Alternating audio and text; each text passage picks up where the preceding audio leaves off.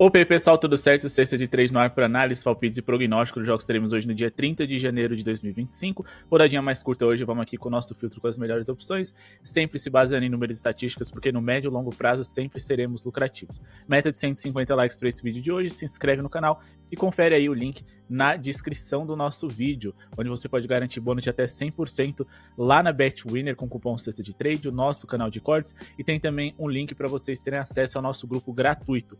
O grupo pago, o contato está aqui do lado. É só vocês chamarem o grupo VIP mais completo do mundo e também com melhor custo-benefício, mais do que tips exclusivas. A gente manda para vocês os favoritos da noite, melhores zebras, melhores jogos over, under, tem guias, e-books, tips para vocês fazerem diárias.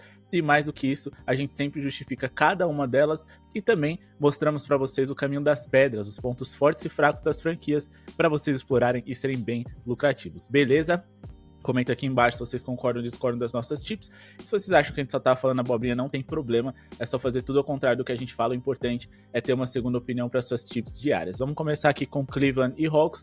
Os Cavs jogam dentro de casa depois de enfrentarem ontem o Miami Heat e vencerem os seus adversários. O Cleveland jogando em casa é um dos melhores ataques da NBA, então sempre fiquem de olho nos aspectos ofensivos dessa franquia, porque eles podem e devem produzir muito bem.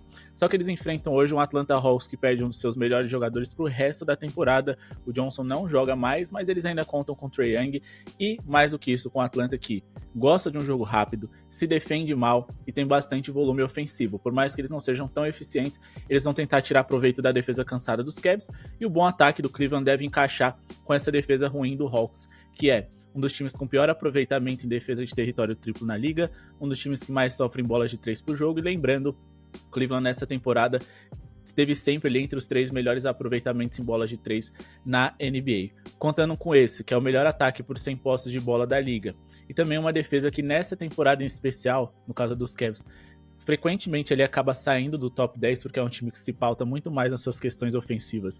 E com 2 times rápidos, são 2 dos 10 times mais rápidos da NBA, teremos muitas posses de bola por minuto, ou seja, mesmo que os times não sejam tão eficientes, a gente deve ter muitas chances de ponto. O melhor caminho aqui é o over, ou acima de 232,5 pontos totais. Claro que tentar buscar no ao vivo uma linha mais baixa, pagando a mesma coisa ou até melhor, é sempre a melhor opção, mas pro pré-jogo se apeguem mais à nossa análise do que necessariamente a tip indicada, beleza?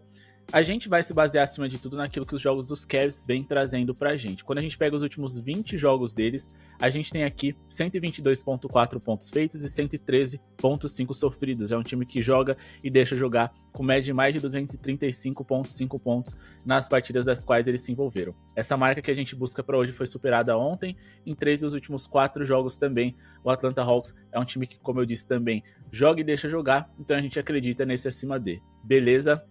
Falando aqui a respeito de Wizards e Lakers, aqui o caminho é LeBron James, mas a gente precisa ficar de olho no ao vivo para saber o que ele vai fazer.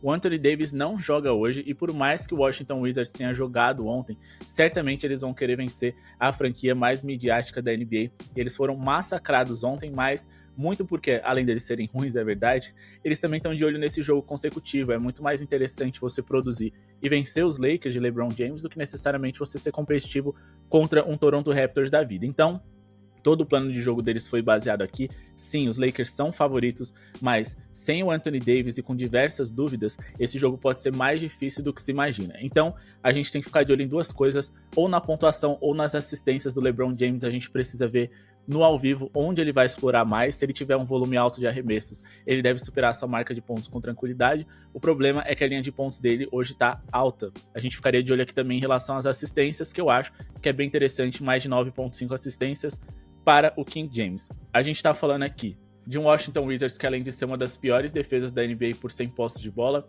é um time que também acelera muito o jogo. Então eles acabam cedendo muitas posses de bola para os seus rivais e muitas chances de pontos porque eles são ineficientes, especialmente quando eles jogam com Sara ali na posição 5.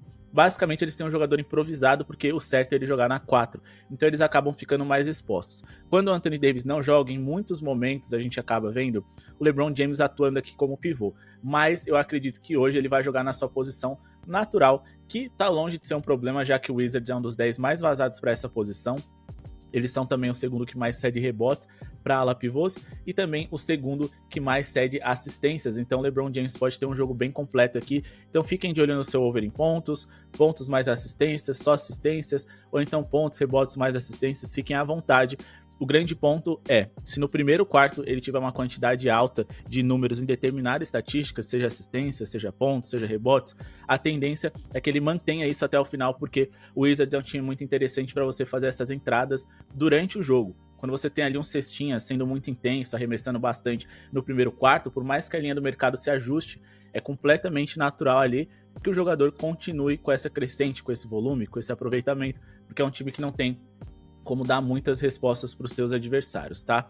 A gente tá falando da pior defesa da NBA por 100 posses, um time que joga no quarto ritmo mais alto da NBA, e eles têm também aqui um dos piores aproveitamentos em rebotes defensivos da liga, o quinto pior, ou seja, o Lakers pode conseguir alguns pontos de segunda chance, corrigindo alguns arremessos errados, então todo over contra o Wizards faz sentido. Coletivamente, é interessante a gente ficar de olho em uma boa pontuação dos Lakers, mas individualmente, se apegar ao melhor jogador, ao jogador que vai ter mais o controle de bola, e o LeBron gosta de fazer os seus companheiros produzirem, então o over em assistências dele, para mim, me parece o melhor caminho. O Wizards é um dos 10 times que mais cedem assistências por jogo, e também é um time que sofre muitos pontos no pick and roll man, que é uma jogada necessariamente que você tem ali que gerar muitas assistências. Então o LeBron James pode fazer algumas conexões com seja lá quem for o substituto nessa partida do Anthony Davis, beleza?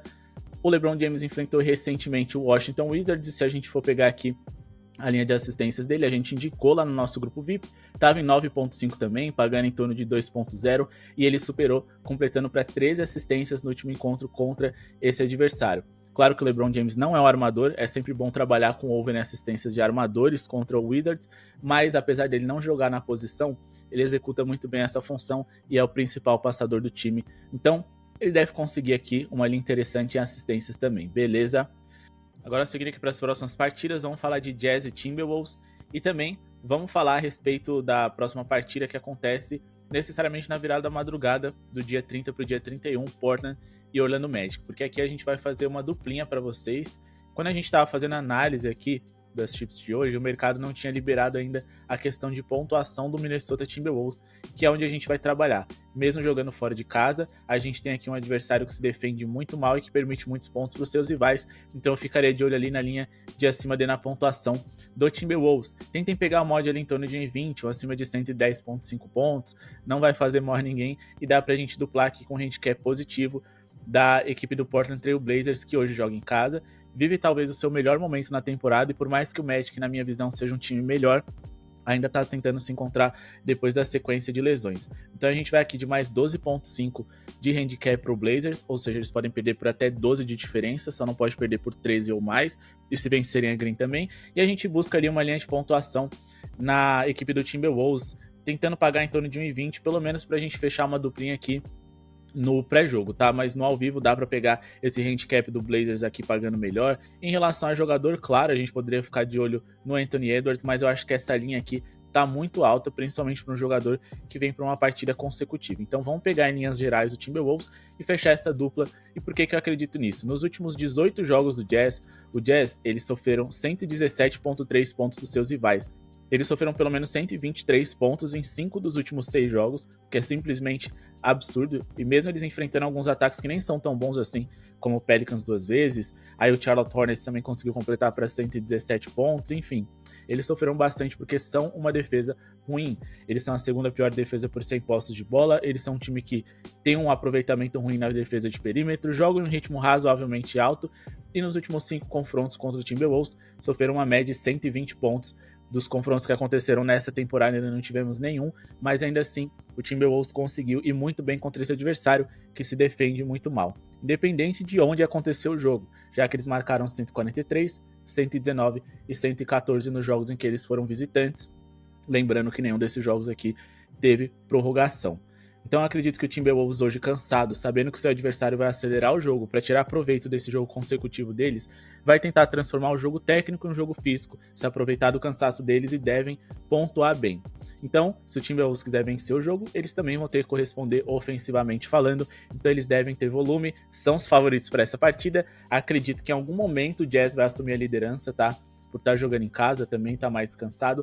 Então eu aproveitaria para pegar até a vitória do Minnesota ali no ao vivo, que eu acredito que vai ser bem interessante. Mas por que a gente acredita aqui que o Portland possa equilibrar as coisas com o Orlando Magic? Bom, o Blazers nos últimos 20 jogos sofreram 113,7 pontos e marcaram 108,9, que dá uma diferença média que cobriria esse handicap. Mas eles venceram 5 dos últimos 6 jogos que fizeram, cobriram esse handicap contra o Oklahoma City Thunder, ou seja, cobriram esse handicap nos últimos 6 jogos consecutivos. E eles não venceram qualquer time, venceram inclusive o Orlando Magic, que vai vir mordido, vai ser mais competitivo hoje e que pode até vencer a partida, mas eu não acredito que eles vão vencer por 13 de diferença ou mais. O Orlando Magic não é um time com eficiência ofensiva tão alta, é o segundo pior ataque da NBA, então eles se pautam muito na sua defesa e não necessariamente na quantidade alta de pontuação para gerar a distância dos seus adversários. Então, é aquela franquia que está sempre ali na ponta dos cacos, consegue vencer com consistência quando está saudável? Sim, conseguem, mas ainda assim, a diferença do placar não costuma ser tão elástica porque eles são um ataque pouco eficiente. O Blazers também é um time que sofre muitos pontos do perímetro e isso eu diria que não é uma especialidade do Orlando Magic. Então existe um encaixe aqui complicado do Magic que gosta de pontuar por dentro, com Franz Wagner, com Banchero, mas não necessariamente é onde é mais fácil de você explorar a defesa do Blazers, que é ruim. Quando a gente fala em perímetro, o Orlando Magic tem o pior aproveitamento da NBA e quando a gente fala em número de bolas de 3 convertidas, eles também estão lá embaixo na tabela, sendo o time com menos bolas de 3 por jogo em toda a liga. Então, acredito que o Blazers possa se manter perto do placar, ainda mais jogando em casa, e porque individualmente eles têm jogadores que são interessantes, alguns deles, quem sabe, até seriam titulares do Magic, então tudo que eles precisam é a vontade de vencer, e é o que eles estão demonstrando recentemente, já que a maioria das suas derrotas são porque o time está tancando e largando a temporada. Bom, antes da gente partir aqui para o último jogo, não se esqueçam de se inscrever no canal, deixar o like para ajudar o projeto a seguir acontecendo e também não se esqueçam de chamar no WhatsApp para o nosso grupo VIP, o valor simbólico de R$30 para esse primeiro mês é somente até amanhã, tá? Então dia 31 é o último dia, depois volta o valor normal para vocês conhecerem o nosso projeto e verem se vale ou não a pena seguir com a gente. Fechado? Falando de Grizzlies e Rockets, aqui a gente espera um jogo bem pontuado. Claro que dá para pegar uma linha bem melhor no ao vivo, porque o Houston Rockets tem uma boa defesa, mesmo jogando fora de casa eles vão limitar bastante o Grizzlies. Então no momento ali em que a gente tiver uma run, uma corrida dos dois times pontuando mal, entrem ali no acima D porque vale a pena, tá? Mas no pré-jogo vamos de mais de 232,5 pontos totais, com base na seguinte argumentação.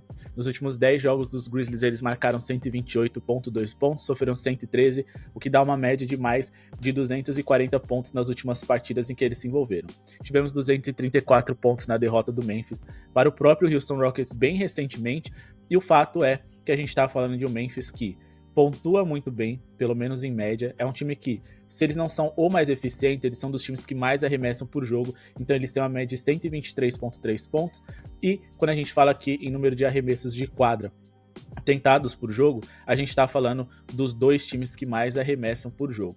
Por quê? Porque eles têm um bom rebote ofensivo, eles conseguem corrigir arremessos errados com pontos de segunda chance, eles têm volume, velocidade, e por mais que a gente tenha um Houston Rockets que não seja tão eficiente assim, por conta dessa velocidade que o Memphis joga e do número alto de posse de bola que eles acabam cedendo, o Houston Rockets, mesmo com pouca eficiência, eles podem produzir tão bem quanto, tá?